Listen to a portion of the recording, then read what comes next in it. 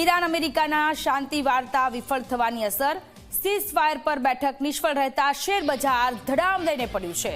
સેન્સેક્સમાં આજે 1600 પોઈન્ટનો કડાકો નોંધાયો છે, તો નિફ્ટી પણ 475 પોઈન્ટ સુધી ગગડ્યું છે।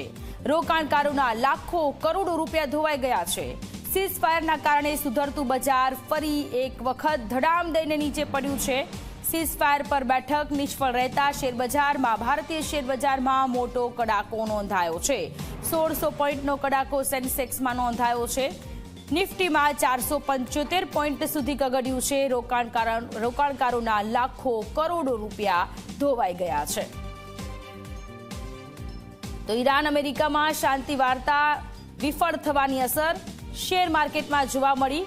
21 કલાક સુધી પાકિસ્તાનમાં ચાલેલી શાંતિ મંત્રણા કે જે નિષ્ફળ રહેતા તેની અસર હવે ભારતીય શેર બજારમાં પણ જોવા મળી રહી છે।